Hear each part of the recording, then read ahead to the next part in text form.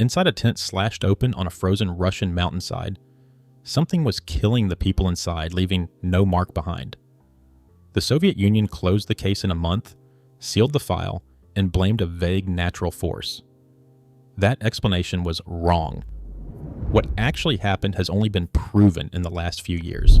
Using a computer model built to animate snow for Disney's Frozen, Igor Dyatlov, 23, was leading the Soviet Union's most decorated hikers toward its hardest mountaineering grade. He never made it home. In February 1959, 9 hikers cut their way into a night below -25, barefoot, coatless, running. That tent belonged to a search team's worst discovery.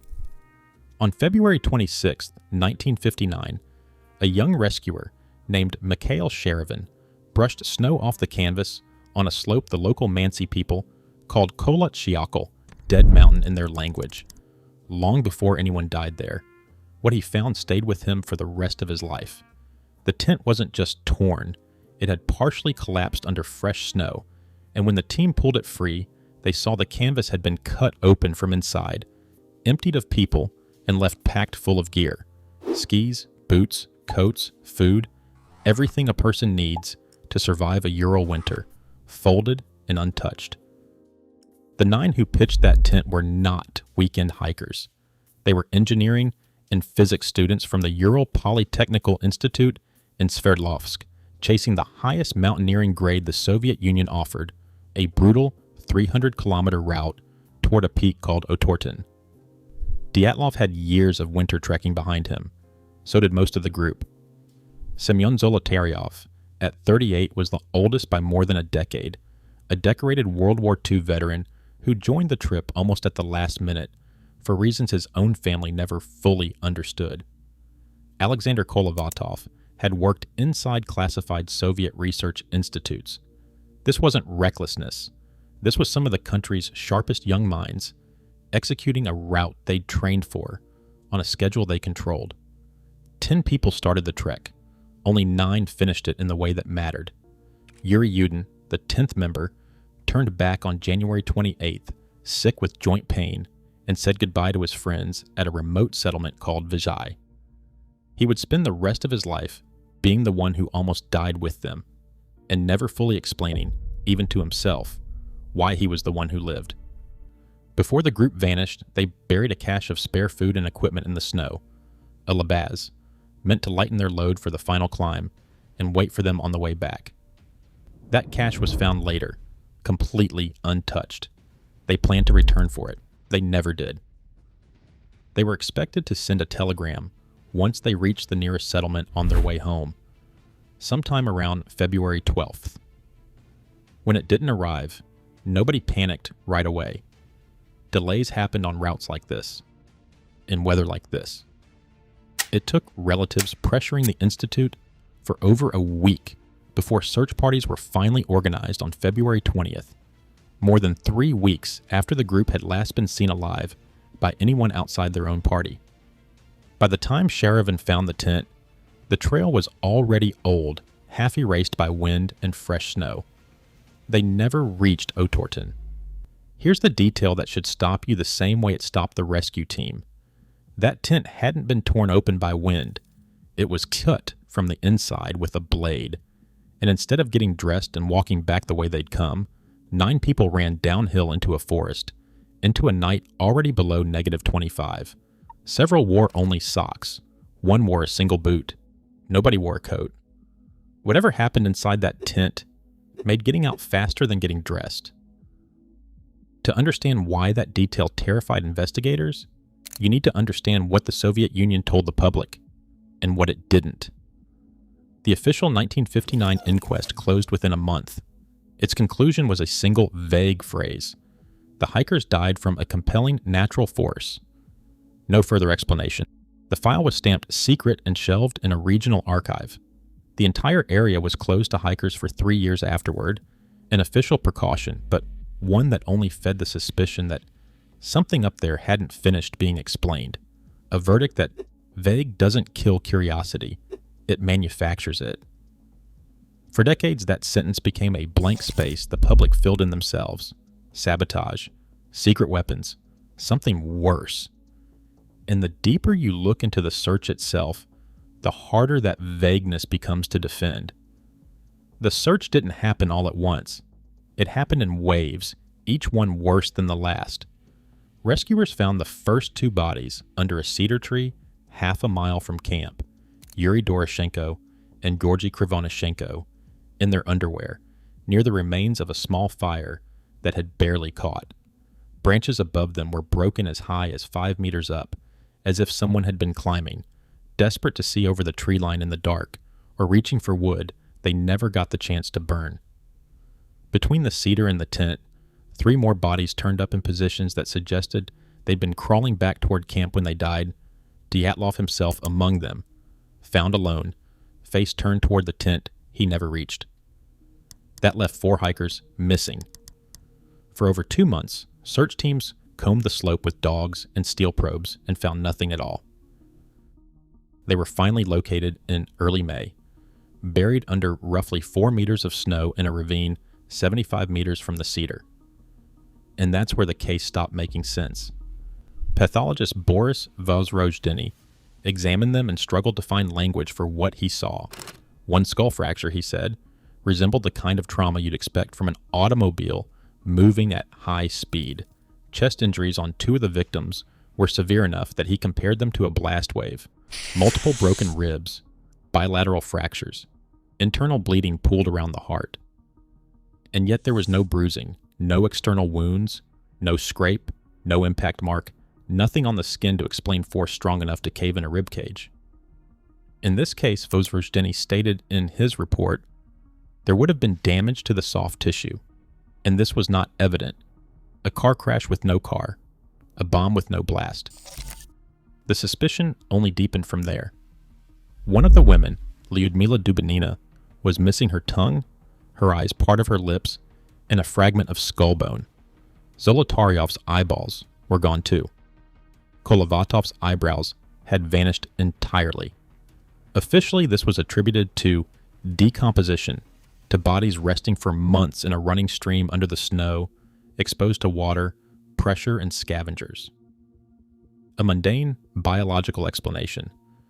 But mundane explanations rarely stop a legend once it starts spreading, especially when the very next detail makes things stranger, not simpler. The 4 found in the ravine were better dressed than the 2 found first, because they were wearing clothing cut from the bodies that died earlier. Dubinina wore Krivonishenko's burned, torn trousers and a brown wool sweater that had once belonged to him. Kolovatov wore overalls stripped from Doroshenko's body. It wasn't theft. It looked more like triage, the living, or the dying, stripping the dead to survive 1 more hour in the cold. And when investigators tested that clothing for radiation, they got a result nobody expected. Dubinina's sweater measured close to 10,000 counts per minute of beta contamination on a small patch of fabric, nearly double the Soviet sanitary threshold of 5,000 set for exposed nuclear workers. Kolovatov's clothing showed elevated readings too. The contamination washed off in the stream where the bodies had been lying, and no gamma radiation, no neutron signature was ever detected, so this wasn't a bomb, and it wasn't fallout from some hidden blast. But someone in that group had recently been near serious radioactive material, and it had traveled with them onto that slope, folded into a sweater nobody thought twice about packing. Krivonishenko, it turned out, had previously worked at a nuclear facility connected to one of the Soviet Union's worst radiological accidents, contamination that likely rode along on clothing that had simply never been fully decontaminated. Lev Ivanov, the prosecutor who led the original investigation, spent the rest of his career saying almost nothing about it publicly. Then, in 1990, 3 decades later, he finally admitted the truth. He had been ordered to close the case and bury the file. And privately, he said, he suspected something in the sky that night. Glowing orange spheres, reported by other witnesses across the region, in the weeks around the deaths. Unexplained then and unexplained now. He never proved it. He never even tried to, publicly, while he still held the authority to ask. But a lead investigator, quietly doubting his own official conclusion, 3 decades after signing it, is not nothing. For 60 years, theory after theory tried to fill that gap. Soviet secret weapons testing, but no craters, no shrapnel, no blast residue was ever recovered from the site, then or later. A parachute mine, designed by military engineers to injure without leaving an external wound, was floated as a mechanical explanation for the internal trauma, except the area showed no scorch marks, no metal fragments, nothing a detonation of that kind would leave scattered across the snow. Rocket debris from military launches to the south, tied to the orange spheres Ivanov half believed, was another persistent theory, but the launch sites weren't visible from that slope on a map, and no physical wreckage ever turned up on the ground, even in later decades when researchers went back looking. Infrasound, a theory popularized in a 2013 book, claimed wind flowing over the mountain's dome-shaped summit generated an inaudible frequency capable of triggering blind, irrational panic, compelling a psychology, evocative on camera, but it explains fear, not crushed ribs, and the physics of exactly when and how that frequency would form at that spot has never been demonstrated. At the far sensational edge, television specials have floated a Siberian Yeti, pure spectacle, with nothing behind it but ratings. Even Mansi tribesmen, the people who named the mountain, were investigated and cleared almost immediately. The only footprints in the snow belonged to the 9 hikers themselves. No struggle, no intruder. 9 trained people, alone on a mountainside, made a decision in the dark that killed most of them. And the leading physical explanation, a slab avalanche, had been dismissed by experts for decades for one simple reason. The slope under that tent measured roughly 23 degrees on average. Textbook avalanche science says you typically need something closer to 30 for a slab to fail on its own. And when investigators searched the area in 1959, they found no debris, no snow pile, nothing you'd expect a slide of that size to leave behind. The theory looked dead before it started. For 60 years, that single objection was enough to keep serious researchers away from it, treated almost as a punchline in Dyatlov circles. That should have ended it. It didn't. In 1919, Russia's Prosecutor General's office reopened the case for the first time in 60 years, not to chase conspiracy, but to test the remaining natural explanations properly, one at a time, and rule out what couldn't survive scrutiny. Investigators traveled back to the site, narrowed the possibilities down to 3, and in July 2020, Deputy Prosecutor Andrei Kuryakov announced their conclusion: a slab avalanche had struck the tent, forcing an evacuation into a whiteout so severe the group couldn't find their way back to shelter. It was a heroic struggle, Kuryakov said. There was no panic, but in those circumstances, they had no chance. It was a plausible answer. It was not a proven one. The old objections were still sitting there, unanswered. The shallow slope, the missing debris, the 26-day gap between the deaths, and the search that turned up no trace of a slide. An avalanche theory, without a working mechanism, was still just a theory, dressed up in a prosecutor's authority instead of a scientist's evidence. Then, in January 2021, 2 scientists gave it 1. Johann Gaume, an avalanche researcher at EPFL in Switzerland, and Alexander Puzerin, a geotechnical engineer at ETH Zurich, published a study in the journal Communications, Earth and Environment that finally modeled the physics down to the numbers. Gaume had spent time studying how Disney's animators simulated realistic snow behavior for the film Frozen, using a computational approach called the material point method, built to make animated powder move, pile, and fracture the way real snow does on screen.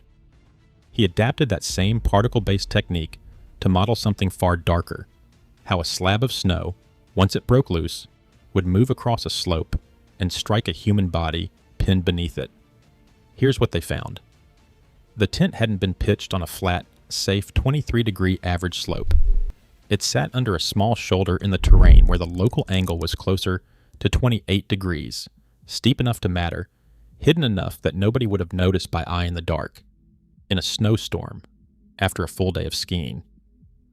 The hikers had cut into that slope to level ground for their tent, unknowingly removing the lateral support, holding the snowpack above them in place.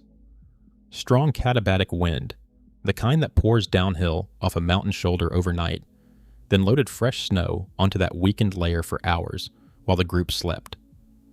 Their model showed the slab wouldn't release right away. Using a separate analytical model of delayed slab failure, they calculated a release window somewhere between 7 and 13.5 hours after the group cut into the slope, which lines up almost exactly with the estimated time of death well after everyone had already settled in for the night. Not an instant collapse, a slow-building failure, silent, invisible, waiting directly above them while they slept, unaware. And when that slab finally broke loose, their simulation showed something the old debris-based objections had never accounted for: bodies sleeping on a rigid tent floor, reinforced underneath by skis laid down for insulation, don't absorb an impact the way soft, open snow does. The researchers tested that force against injury data pulled from decades-old automotive crash research, cadaver studies run by General Motors engineers back in the 1970s to design safer cars. The numbers matched. A moderate slab impact at relatively low speed, striking a body pinned against a stiff surface, produces exactly the kind of chest and skull trauma Vozrozhdeny described in 1959 without leaving a mark on the skin. The mystery injury from a Soviet mountainside and the mundane crash test data from an American car factory were mechanically describing the same event. The mechanism finally existed. In the following winter, at the same time of year, researchers filmed something that had never been documented at that exact location before: a real slab avalanche, releasing on a similar slope roughly 3 kilometers away, close to the anniversary of the deaths, and vanishing under wind-blown snow within about an hour. A Russian climatologist studying the region separately estimated wind speeds above the original camp that night at 9 to 12 meters per second, right inside the range the model needed to explain the delay. Proof, for the first time, that a slide at that pass could happen exactly the way the physics predicted and disappear completely before any search team could arrive to see it. That should have closed the file for good. It didn't fully. Because even the scientists who built the model admit what it doesn't explain. It doesn't explain the missing tongue and eyes with certainty. It only offers the same decomposition theory as before, unproven either way. It doesn't fully explain the radioactive clothing, beyond pointing to one victim's earlier work near a nuclear facility. It doesn't explain why a group this experienced pitched their tent in that exact spot in the first place. On a shoulder of the slope, no map and no eye would have flagged as dangerous. And it doesn't fully account for the footprint trail itself, 9 sets of tracks that some researchers describe as too orderly, too evenly spaced, for people fleeing a slab avalanche in blind panic, walking rather than scrambling for their lives. Geohazards researcher Jim McElwain, reviewing the study, put it plainly: "It's unlikely, but that doesn't stop it being the best explanation. I don't know what else it could be. Best explanation, not proof. That gap is where the mystery still lives."